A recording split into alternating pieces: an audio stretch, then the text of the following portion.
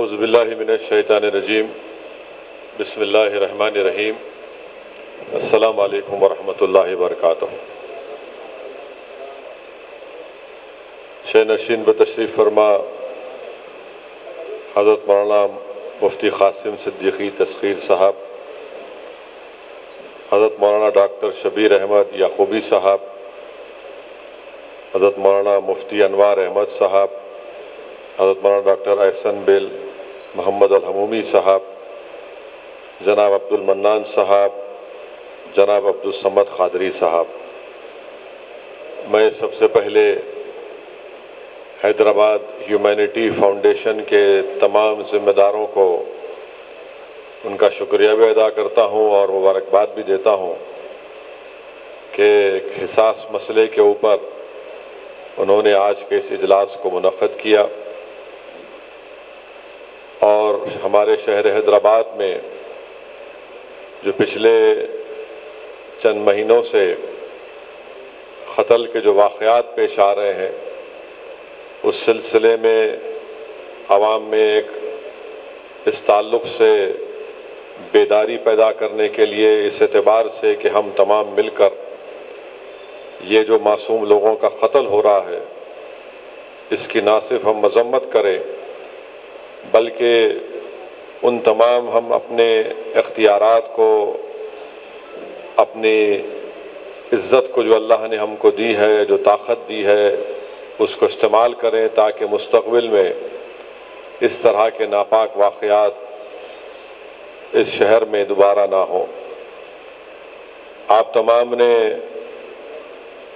جامعہ نظامیہ کے معزز مفتیہ اکرام اور علماء کی بصیرت افروز خطاب کو سنا۔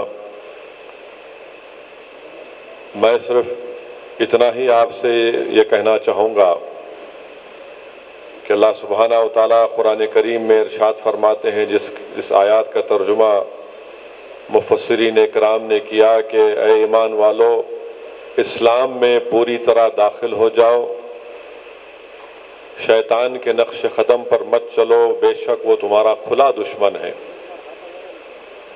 تو مفسرین اکرام نے اس قرآن کریم کی آیات کی تفسیر میں لکھا کہ ایک مسلمان اسلام کی تعلیمات کا ایک آئینہ ہوتا ہے، وہ جو کچھ بولتا ہے اللہ کی رضا کے لیے، اللہ کو خوش کرنے کے لیے بولتا ہے، وہ اگر چیز سے کسی کو منع کرتا ہے تو اللہ کی رضا کو حاصل کرنے کے لیے کہتا ہے، وہ کسی کو کچھ دیتا ہے یا محبت کرتا ہے تو اس کا مقصد صرف اللہ کی خوشنودی اور رضا کو حاصل کرنا ہے۔ اور اسی لیے حدیث شریف میں آیا کہ اللہ کے رسول صلی اللہ علیہ وسلم نے ارشاد فرمایا کہ جو مسلمان اللہ کے لیے کسی سے محبت کرتا ہے اور اللہ ہی کے لیے کسی سے نفرت کرتا ہے اور کسی کو کسی چیز سے نہ کرنے کا منع کرتا ہے تو اللہ کے لیے کرتا ہے، اور دشمنی بھی کرتا ہے کسی سے تو اللہ کے لیے کرتا ہے، تو رسول رحمت صلی اللہ علیہ وسلم نے فرمایا کہ اس نے اپنے ایمان کی تکمیل کر لی۔ تو معلوم ہوا کہ ایمان کی تکمیل اللہ سے محبت، اور کسی کو اگر دینا ہے، کسی کو چیز سے منع کرنا ہے تو نیت صرف اللہ کی رضا ہو، اس لیے کہ اللہ کی رضا ایک مسلمان کے لیے ایک بہت بڑا سرمایہ ہوتا ہے۔ میرے عزیز دوستوں اور بزرگوں، تفسیر روح البیان میں حدیث شریف لکھی گئی کہ ایک مرتبہ رسول اللہ صلی اللہ علیہ وسلم نے شیطان کو دیکھا اور اس سے پوچھا کہ بتا تیرا سب سے بڑا دشمن کون ہے؟ تو شیطان نے کہا یا رسول اللہ صلی اللہ علیہ وسلم، آپ سب سے بڑے میرے دشمن ہیں۔ پھر رسول اللہ صلی اللہ علیہ وسلم نے اس سے پوچھا کہ بتایا میری امت میں تیرا سب سے بڑا دشمن کون ہے؟ تو شیطان ملعون نے کہا کہ آپ کی امت میں میرا سب سے بڑا دشمن وہ مسلمان ہے جو ہمیشہ باوضو رہتا ہے، وہ میرا دشمن ہے۔ جو قرآن کا حافظ ہے اور جو قرآن کے مطابق اپنی زندگی کو گزارتا ہے وہ میرا دشمن ہے۔ جو کوشش کرتا ہے مسجد میں جا کر باجماعت نماز ادا کرے وہ میرا دشمن ہے۔ شیطان کہتا ہے کہ جو تہجد کی نماز پڑھتا ہے وہ میرا دشمن ہے۔ شیطان کہتا ہے کہ جو مسلمانوں پر رحم کرتا ہے وہ میرا دشمن ہے۔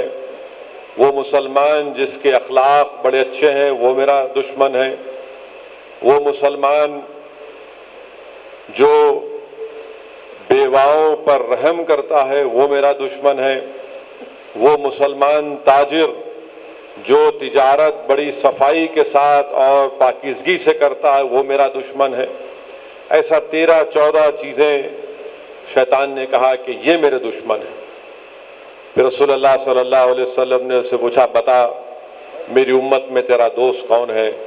تو اس نے کہا سود خور میرا دوست ہے، چغل خور میرا دوست ہے، جو ریاکاری کرتا ہے وہ میرا دوست ہے، جو یتیموں کا مال کھاتا ہے وہ میرا دوست ہے، جو ظلم کرتا ہے وہ میرا دوست ہے، وہ عالم جو ایک ظالم بادشاہ کی تائید میں فیصلے دیتا ہے وہ میرا دوست ہے، وہ جو شراب پیتا ہے وہ میرا دوست ہے، وہ جو ظلم کرتا ہے وہ میرا دوست ہے۔ تو علماء کرام نے اس حدیث کے بعد لکھا کہ اب ہم کو معلوم ہو گیا کہ دوست اور دشمن کی فہرست ہمارے سامنے ہے۔ اب یہ ہم پر منحصر ہے کہ ہم دوست کی فہرست میں اپنا نام لکھائیں گے یا دشمن کی فہرست میں اپنا نام لکھائیں گے۔ اور یاد رکھیے کہ جب رسول اللہ صلی اللہ علیہ وسلم کی حدیث ہمارے سامنے ہے اس لیے بے حد ضروری ہے کہ ہم اسلام میں پوری طرح داخل ہو جائیں اور شیطان کے نقش قدم پر نہ چلیں، کیونکہ اللہ قرآن میں فرما دیا کہ وہ ہمارا کھلا دشمن ہے۔ اب جب شیطان ہمارا دشمن ہے تو ہم شیطان کو اپنا دوست بنائیں گے یا اس کو اپنا دشمن بنائیں گے، یہ آپ کو اور ہم کو فیصلہ کرنا ہے۔ میرے عزیز دوستوں اور بزرگوں، یہاں پر مجھے حضرت ابو القاسم جنیدی رحمۃ اللہ علیہ کا واقعہ یاد آ رہا ہے کہ آپ نے ایک مرتبہ شیطان کو برانہ حالت میں دیکھا اور آپ نے اس سے کہا کہ کیا تجھے شرم نہیں آتی کہ تو اس طرح برانہ حالت میں پھرے؟ تو ملعون کہتا ہے کہ ہاں ابو القاسم جنید، مجھے آپ کے سامنے اس طرح حالت میں آنے سے شرم آتی ہے، مگر وہ جو لوگ آنکھ سے برانہ ہے، کان سے برانہ ہے، جن کے دل برانہ ہے، مجھے ان سے کوئی شرم نہیں آتی، کیونکہ ان کی آنکھیں بے حیائی کو تلاش کرتی ہیں، ان کے کان بے حیائی کو سننے کے لیے بے چین ہیں، ان کے دل میں بے حیائی اتر چکی ہے، تو مجھے ان سے شرم نہیں آتی۔ تو ابو القاسم جنید رحمۃ اللہ علیہ نے ان سے پوچھا کہ بتا پھر اس شہر میں حیادار کون ہے؟ تو وہ کہتا ہے کہ مسجد شنور میں جو 3 لوگ اللہ کی عبادت میں مصروف ہیں، نماز پڑھ رہے ہیں، وہ حیادار ہیں۔ ابو القاسم جنید رحمۃ اللہ علیہ ان کے پاس جاتے ہیں اور اس میں سے ایک شخص دیکھیے آپ، ان کا تقویٰ، اللہ کا خوف، وہ ابو القاسم جنید کی طرف دیکھ کر کہتے ہیں کہ شیطان کی باتوں میں مت جاؤ، ہم اسی وقت کامیاب ہیں جب دم واپسی تک، یعنی ہمارے مرنے تک ہمارا ایمان محفوظ رہے گا۔ یہ ہمارے اسلاف کی پرہیزگاری تھی، یہ اللہ کا خوف تھا۔ میرے عزیز دوستوں اور بزرگوں، اسی لیے آپ کو اور ہم کو یہ کوشش کرنا ہے کہ ہم برائی سے روکیں، جو برائی کے اڈے ہیں، جو برائی کی حرکتیں ہیں، اس سے اپنے آپ کو باز رکھیں۔ اور آج کے اس جلسے کا عنوان ہے کہ قتل۔ ابھی ہم نے سنا کہ قتل کس لیے ہوتا ہے؟ جائیداد کے جھگڑے میں قتل ہوتا ہے۔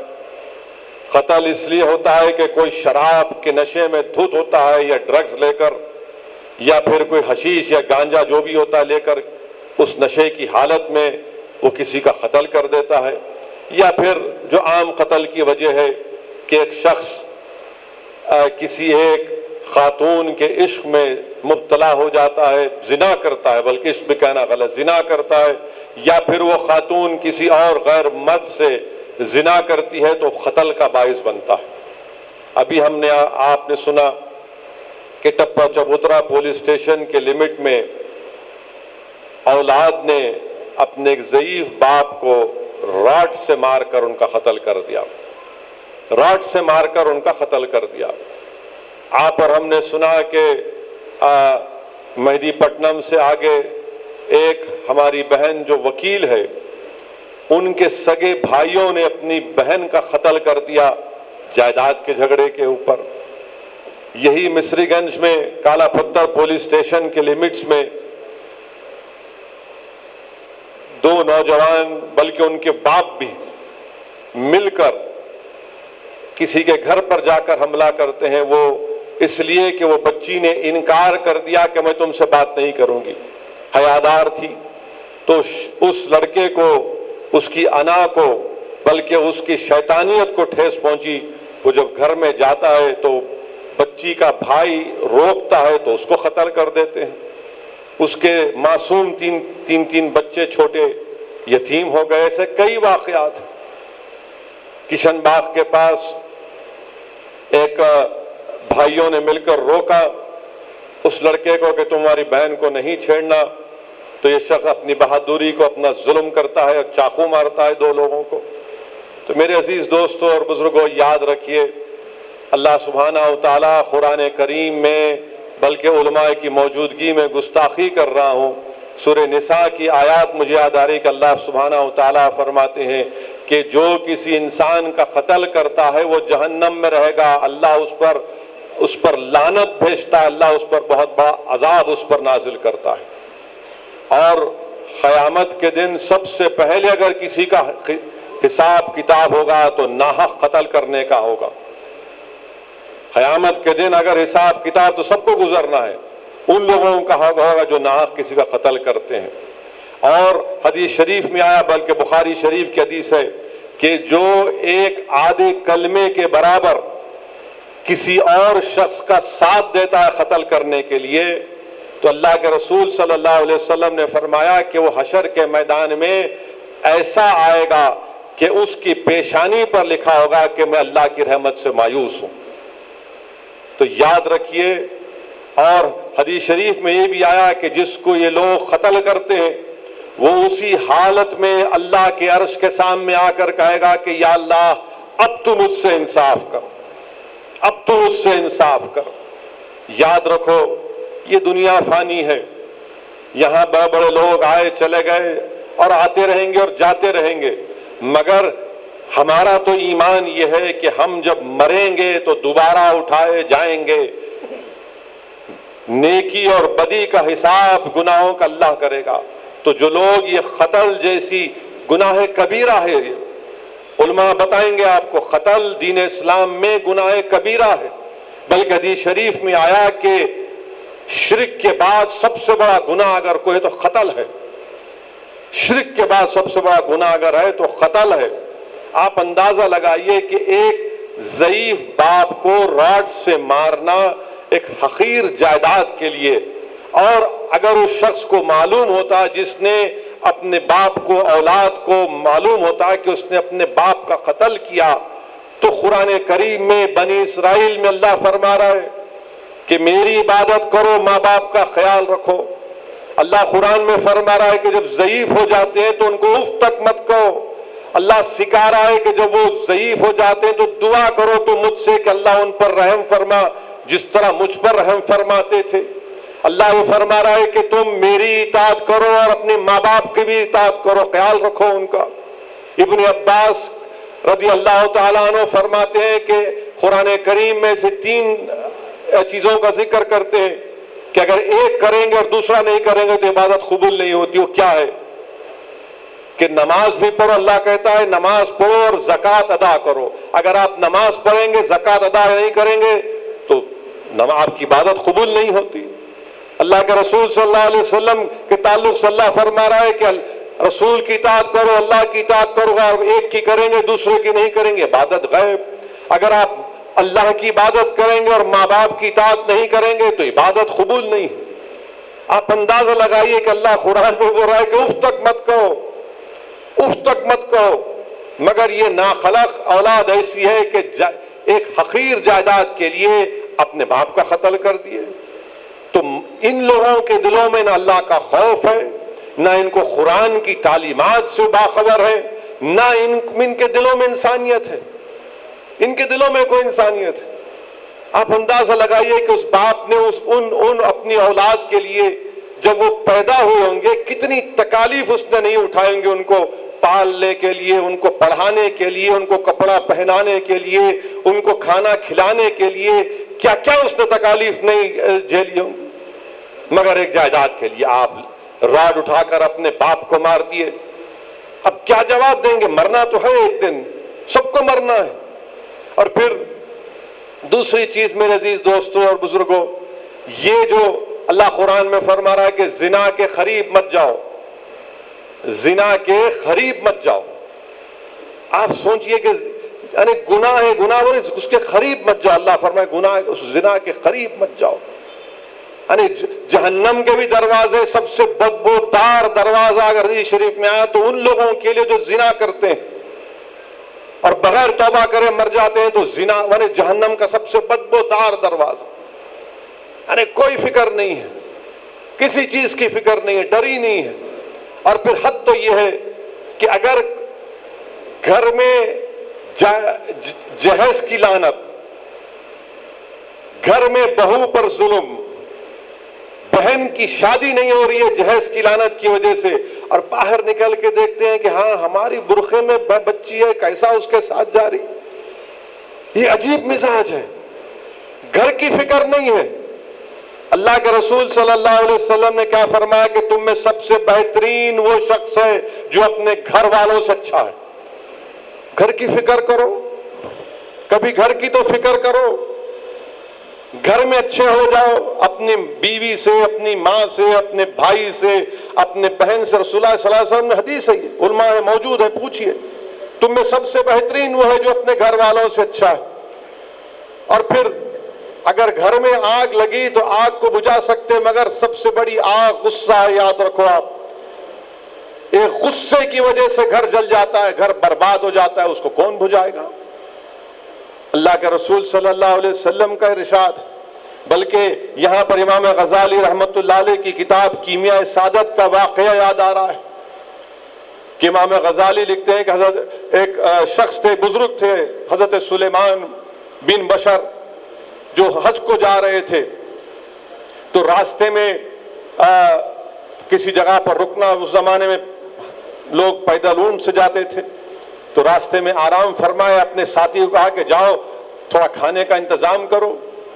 تو اس شخص کے سامنے ایک حسین محترمہ آ جاتی ہیں اور ان سے بڑی دلکش ادا میں ان سے گفتگو کرتی ہے اور ان کو گناہ کے لیے راغب کرنے کی کوشش کرتی ہے۔ حضرت سلیمان جو بزرگ تھے بن بشر، وہ زاروں قطار رونا شروع کر دیتے، چیخ مار مار کر روتے ہیں، اللہ کے خوف سے چیخیں مار مار کر روتے ہیں۔ وہ محترمہ ان کو دیکھ کے کہتی ہے تو پاگل ہے، چلے جاتی۔ اور جب ان کے دوست واپس آتے دیکھتے کہ پورا ان کا جسم، ان کی آنکھ سے آنسو بہ رہے ہیں، بلکہ جو جسم میں کپڑا پہنا ہے کچا ہے ان کے آنسوؤں سے، تو ان سے پوچھتے ہیں ماجرا کیا ہے، تو کہتے ہیں کہ ایسا ہوا تھا، میں اللہ کے خوف سے رونا شروع کر دیا۔ تو شخص چیخ مار کر کہتا ہے کہ اللہ کا شکر ہے کہ میں اکیلا نہیں تھا، اگر میں رہتا یہاں پر تو میں شاید گناہ مجھ سے سرزد ہو جاتا۔ مکہ شریف جاتے ہیں، عمرہ کرتے ہیں۔ امام غزالی لکھتے ہیں کہ مکہ شریف میں عمرہ کرنے کے بعد کسی جگہ پر آرام فرماتے ہیں تو خواب میں آپ حضرت یوسف علیہ السلام کو دیکھتے ہیں، خواب میں آپ حضرت یوسف علیہ السلام کو دیکھتے ہیں۔ حضرت یوسف علیہ السلام ان سے کہتے ہیں کہ تم نے جو گناہ نہیں کیا، میں تم کو اس کی مبارکباد دینے کو آیا ہوں، میں تم کو اس کی مبارکباد دینے کے لیے آیا ہوں۔ میرے عزیز دوستوں اور بزرگوں، یاد رکھیے اپنی اولاد کو، اگر یہاں پر کوئی ماں باپ ہیں تو اپنی اولاد کو بے حیائی سے دور رکھنا سکھائیے، حیادار بنائیے۔ رسول اللہ صلی اللہ علیہ وسلم نے کیا فرمایا کہ ایمان حیا ہے اور حیا ایمان ہے۔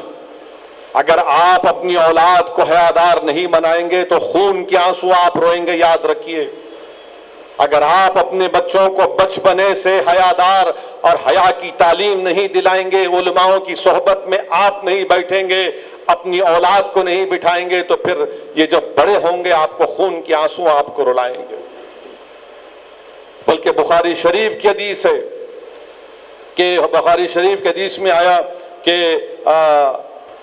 میں نے پہلی قوموں میں 3 لوگ کسی ایک غار میں جا کر آرام کرتے ہیں تو ایک پہاڑ گر جاتا ہے، راستہ بند ہو جاتا ہے، تو تینوں میں سے ہر ایک آدمی کہتا ہے کہ اللہ کو میں اپنی نیکیاں بیان کر کے اللہ کو ہم راضی کریں گے، وسیلہ دیں گے۔ تو ایک شخص کہتا ہے کہ یا اللہ میرے ماں باپ بوڑھے تھے، میں نے ان کی بہت خدمت کی، تو وہ جو پہاڑ راستہ رکتا ہے پتھر وہ تھوڑا ہٹتا ہے۔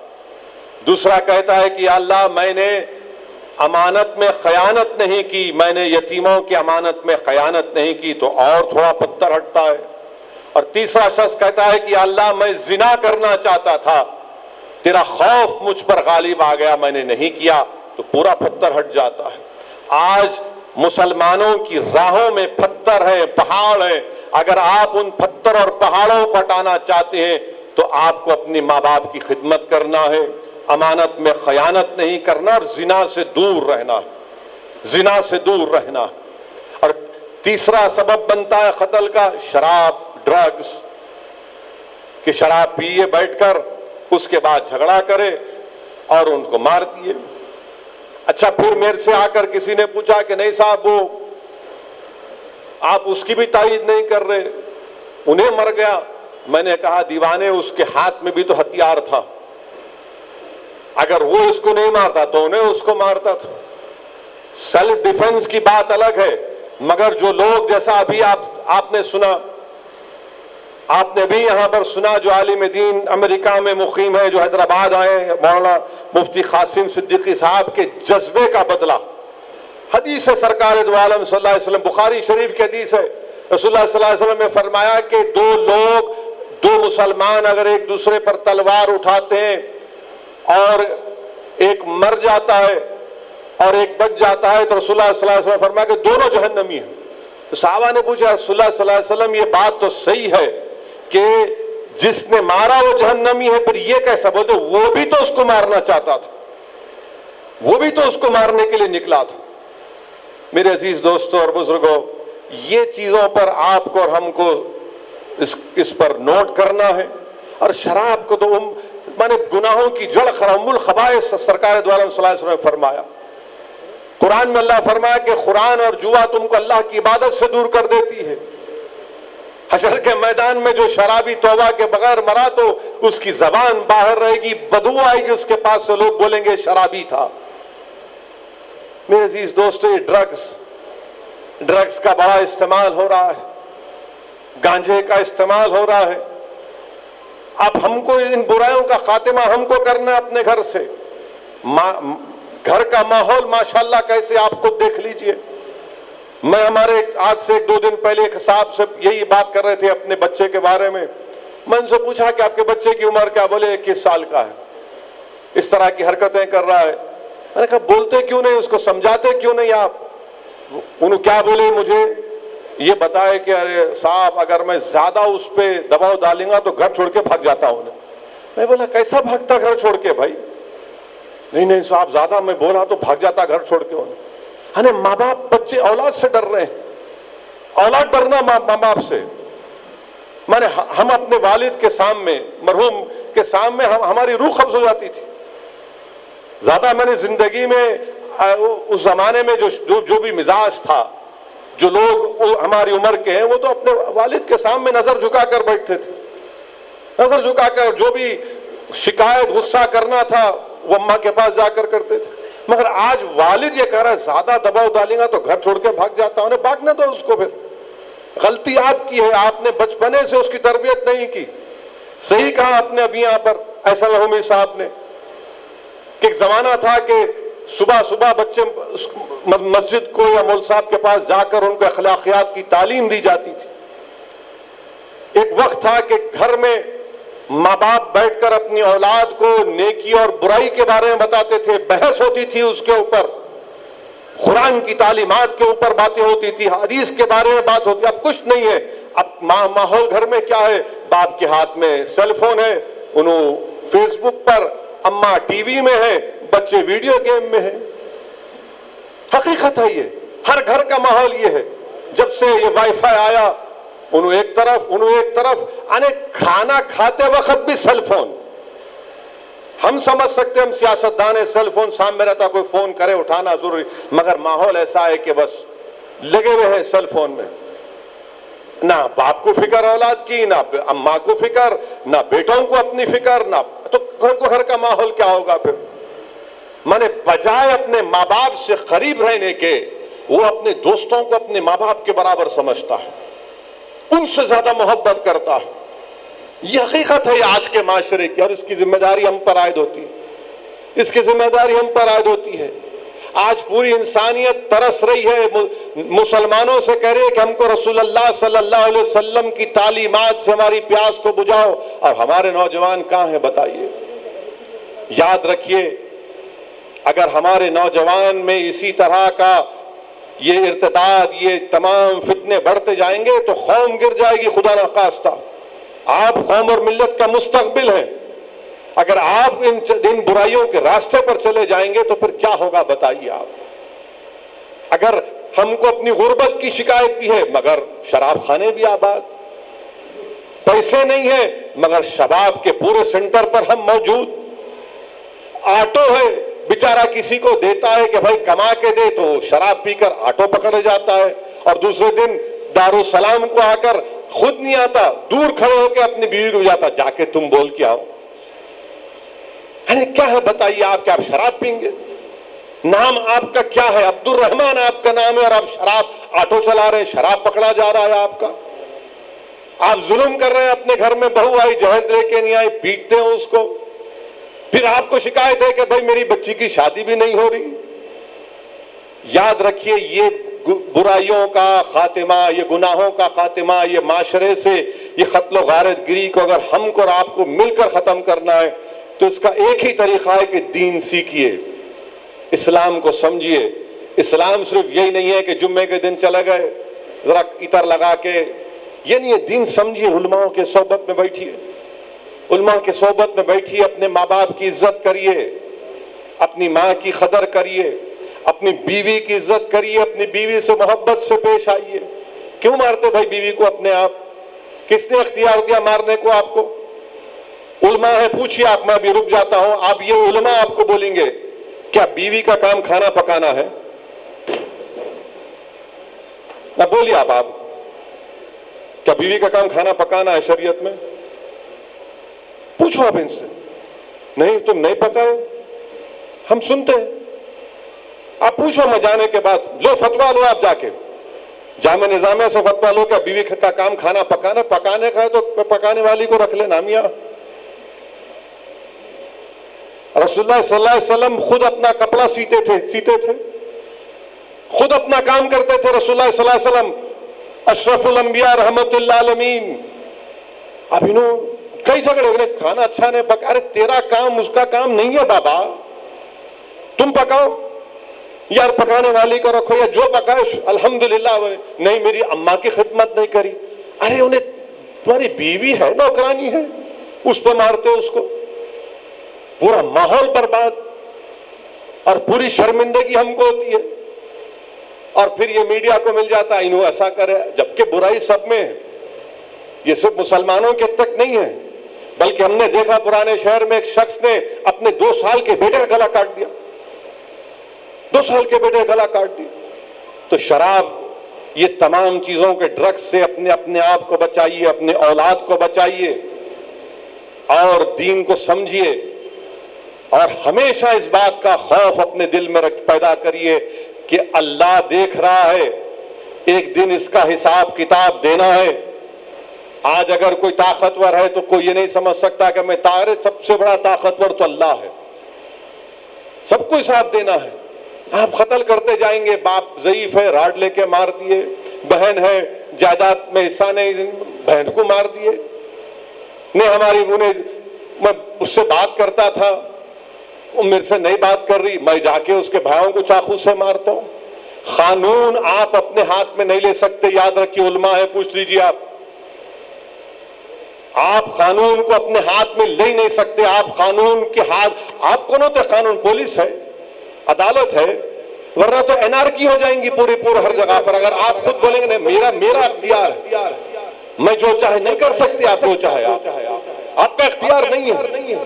قانون اگر ہے تو قانون کا امپلیمنٹیشن ہوگا، اور ہم تو پوری کوشش کرتے کہ یہ تمام جو اس طرح کی حرکتیں کرتے ہیں میں کئی بار پولیس کو سختی سے بولا ہوں، آج بھی بول رہا ہوں اور بولتا رہوں گا، مجلس ان ظالموں کا ساتھ نہیں دی، نہ دیں گے انشاءاللہ تعالی، نہ آپ لوگ دینا، بلکہ میں آپ تمام سے علماؤں کی موجودگی میں گزارش کروں گا کہ ماہ ربیع الاول میں جو میلاد النبی کے انشاءاللہ جلسے ہوں گے، سیرت النبی کے جلسے ہوں گے، اس میں ہم کو ذکر کرنا ہے ان چیزوں کا، یہ قتل کا بولنا ہے کھل کے کہ آپ اس سے دور رہیے، اور وہ جو لوگ کر رہے ہیں ان کی مذمت کرنا ہے، ان کی مذمت کرنا ہے بالکل۔ میں یہ نہیں کہہ رہا ہوں کہ ان کو سوشل بائیکاٹ کرو ورنہ کل میڈیا چلائیں گے ایسا بولے، میں کہہ رہا ہوں کہ مذمت کرنا ہے لوگوں کی، دوری اختیار کرو آپ۔ اور پھر رشتہ داروں سے تعلقات منقطع کرنا کس بات سے میرے بھائی؟ آپ کو معلوم امام زین العابدین کیا فرمایا اپنے بیٹے امام باقر سے؟ فرمایا کہ تم ان لوگوں کے ساتھ مت بیٹھو جو رشتہ داریوں کو توڑتے ہیں، کیونکہ امام زین العابدین نے فرمایا کہ قرآن میں اللہ 3 مرتبہ ان کو ملعون کہا جو رشتہ داروں کو، جو رشتوں کو توڑتے ہیں، جو رشتوں کو توڑتے ہیں۔ حضرت ابو ہریرہ رضی اللہ تعالیٰ عنہ حدیث سنا رہے رسول اللہ صلی اللہ علیہ وسلم کی، اور بول رہے کہ اگر اس میری محفل میں وہ لوگ ہیں جو اپنے رشتہ داروں سے تعلقات منقطع کیے تو اٹھ کے چلے جاؤ ایسے، اٹھو ایسے، نہیں بیٹھنا۔ ایک نوجوان اٹھ جاتا، بڑی تکلیف ہوتی، اپنی پھپھی سے جا کر بولتا کہ پھپھی جان مجھ سے غلطی ہوئی، مجھے معاف کر دو، آپ مجھے معاف کر دو۔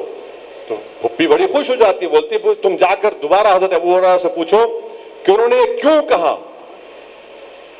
تو جا کر حضرت ابو ہریرہ سے پوچھتے ہیں کہ میری پھپھی سے میرے تعلقات خراب تھے، میں درست کر لیا، مگر انہوں نے آپ سے پوچھا کہ آپ نے یہ کیوں کہا کہ اس محفل سے اٹھ جاؤ جو اپنے رشتہ داروں سے تعلقات کو منقطع کر لیتے۔ تو حضرت ابو ہریرہ رضی اللہ تعالیٰ نے فرمایا کہ رسول اللہ صلی اللہ علیہ وسلم کی حدیث ہے کہ جو اپنے رشتہ داروں سے اپنے تعلقات کو منقطع کر لیتا اللہ کی رحمت اس پہ نازل نہیں ہوتی۔ کئی حدیث ہیں، کتاب الکبائر امام ذہبی رحمۃ اللہ علیہ کتاب میں پورا کئی چیپٹرز ہیں گناہ کبیرہ کے بارے میں، پڑھ لیجیے آپ۔ تو رشتہ داروں سے اپنے تعلقات کو برقرار رکھیے۔